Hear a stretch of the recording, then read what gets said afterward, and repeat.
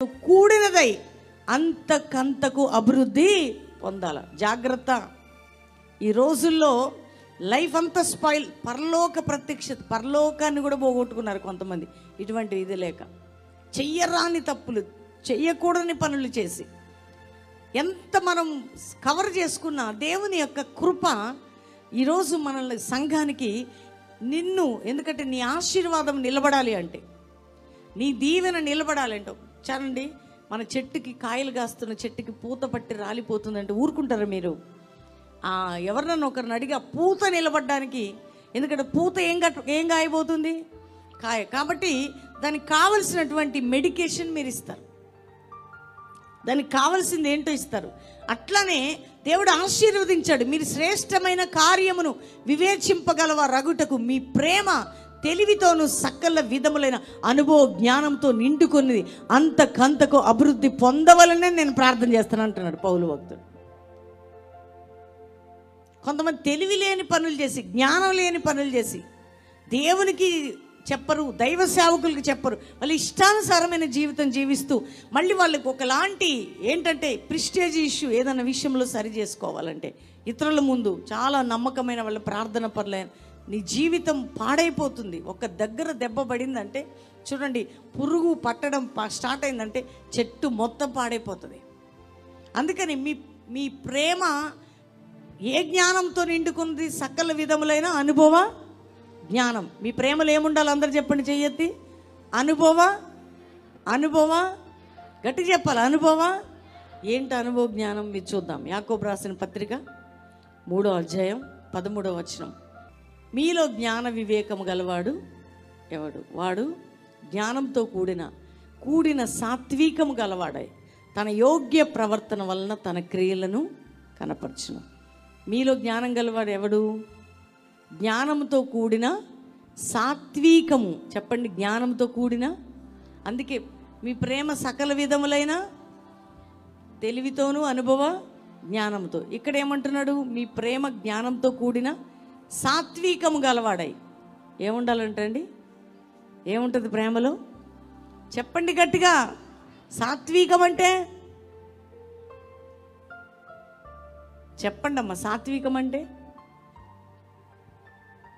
మోషే నా ఇల్లంతటిలో నమ్మకమైన వాడు, మిక్కిలి సాత్వికుడు. దేవునికి స్తోత్రం. అంటే చాలా ఓర్చుకునేవాడు, చాలా భరించువాడు, సాత్వికుడండి. కోపం రాదండి, చాలా సాత్వికుడండి. కోపం అంటే క్రోధంతో కూడిన కోపం కాదు. సహజంగా పొద్దునొస్తే సాయంత్రం పోవాలని చెప్తుంది కోపం. మనుషులు అన్నాక ఏదైనా విషయంలో వస్తుంది. పొద్దునొస్తే సూర్యుడు అస్తమించేలో నేను ఇప్పుడు తిడతా మళ్ళీ ఫోన్ చేస్తే ఇట్లారంట అంటే అది నిమిషంలో మర్చిపోయేది. అది సహజంగా మన ఇంట్లో మన కుటుంబంలో అంతవరకే. అది పగగా ద్వేషంగా లోపల పెట్టుకొని మారేది కాదు. సాత్వికుడు, జ్ఞానం కలిగిన వాడే సాత్వికుడై తన యోగ్య ప్రవర్తన వలన కనపరచాలి.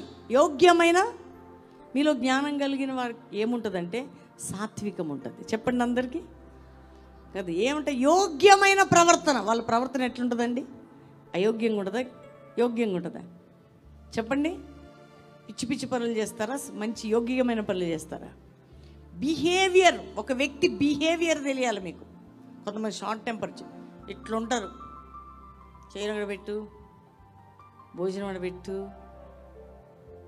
మళ్ళీ పొద్దున్న లేస్తే ఏంటో దేవుడు అంట, బైబిల్ అంట, ప్రార్థనలు. అలా ఉంటారా? మనిషి ఇట్లా విర్రవేగడు, ఇట్లా ఉంటారు. దీన్ని ఏమంటారంటే పైనే కాదు లోపటని బట్టి పైన రూపం కూడా చెప్తుంది. అవునా? అంటే మన అంతరంగమును బట్టి మన బాహ్యత కూడా బయటపడుతుంది. నువ్వు సాత్వికుడు అంటే, సాత్వికురాలు అంటే నీకేముంటుంది? జ్ఞానం. మీలో జ్ఞానం కలిగిన వాడు ఎవడు? అట్టివాడు సాత్వికుడే తన యోగ్య ప్రవర్తన కనపరచవలెను. యోగ్య చెప్పండమ్మా. యోగ్యమైన బిహేవియర్ ఉంటుంది. అసలు ఆ వ్యక్తిని చూడగానే బైబిల్లో ఏం చెప్తుందంటే, ఈమె గురించి అంటాడు, రూతు గురించి బోయజ్ అంటాడు, అమ్మా నువ్వు యోగ్యురాలువని నా జనులందరూ ఎరుగునట్లు అంటాడండి. నిన్ను చూసిన వారు అందరూ ఏమన్నారు తెలుసా? అబ్బా ఈ సిస్టర్ అండి, ఈ బ్రదర్ అండి, ఆత్మీయ విషయంలో, క్యారెక్టర్, ప్రతి విషయంలో వెరీ గుడ్, అసలు ఎంత డీసెంట్.